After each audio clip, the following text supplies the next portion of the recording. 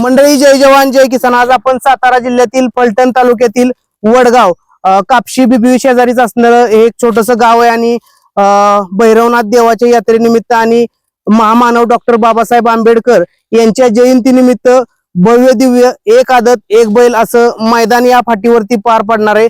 फाटीचा संपूर्ण आढावा, फाटी किती फूट पल्लाय किंवा फाटीविषयी संपूर्ण माहिती, त्याचबद्दल मैदानाविषयी संपूर्ण माहिती जाणून घेणार आहोत. आपल्या बरोबर संपूर्ण ग्रामस्थ वडगावचे आलेले, त्यांच्या माध्यमातून मैदान कसं होईल किंवा काय असा संपूर्ण आढावा घेऊया.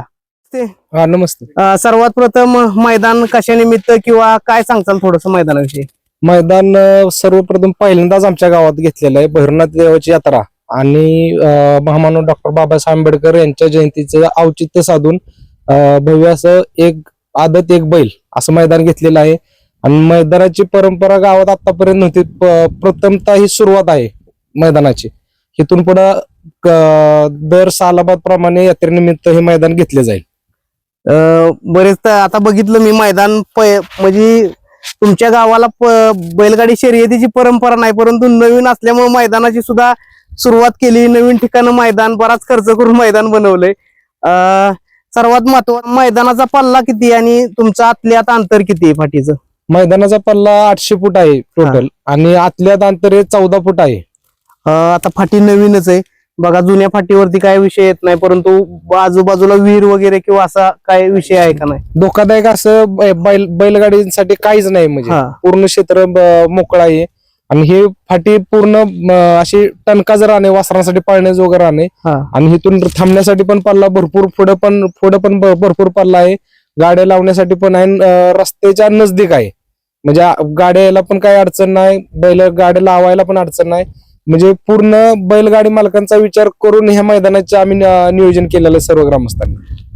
मैदानासाठी आपल्या समालोचन कोण करणार आहे किंवा झेंडा पंच कोण असणार? मैदानासाठी समालोचन सुनील मोरे सरकार आणि झेंडा पंच सोमाभाऊ जगदाळे पेडगावकर. नमस्कार. काय सांगचाल की तुमच्या मैदानाचं बक्षीस वितरण कसं आहे किंवा काय?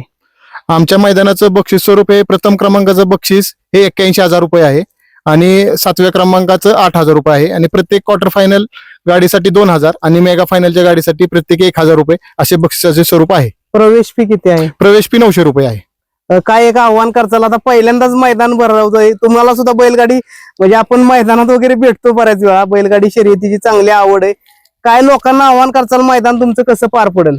नाही, हे पहिल्यांदाच आम्ही आमच्या गावात पहिलंच पर्व आहे या भैरवनाथ यात्रेनिमित्त.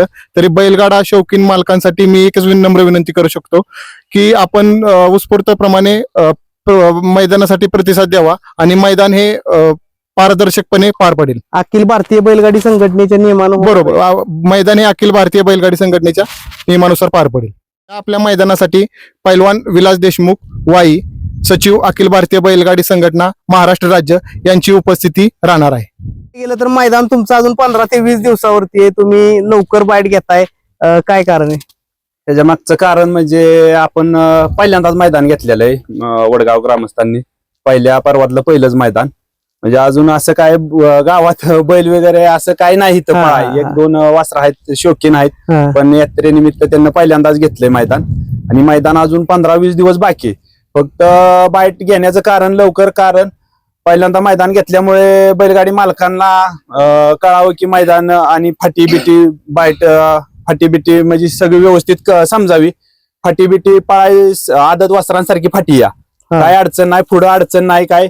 आता अंतर बी बरंच आहे, 14 फुटाचं अंतर आहे, 800 फूट पडलाय. आदत वासरांना पळायसाठी एकदम व्यवस्थित राहणं या. त्यामुळं माझी अशी इच्छा आहे की महाराष्ट्रातील सर्व आदत बैलगाडी मालकांना भरपूर प्रतिसाद देऊन ह्या मैदानाला हजर राहावं. तसं बघायला गेलं तर फाटीत बाकी काय अडचणी किंवा अडचण हा कुठं म्हणजे असं धोकादायक काहीच नाही. इथं पुढं बी बैल पळून आल्यावरती भरपूर पल्लाय, थांबाय बी पल्लाय, खाली गाड्या उभा राहण्यासाठी बी जागा भरपूर आहे आणि इकडे विहीर बीर काय तसलं काही विषय नाही. असं अडचणीचं कुठलं काय नाही. ऑनलाईन नोंद आपली कधीपासून चालू होणार आहे? ऑनलाईन नोंद 5 तारखेपासून चालू होणार आहे, 13 तारखेपर्यंत. नक्कीच, धन्यवाद. नमस्कार. मैदानाला जास्तीत जास्त लोकांना यावं, पहिलंच मैदान आहे, काय सांगताल तुम्ही?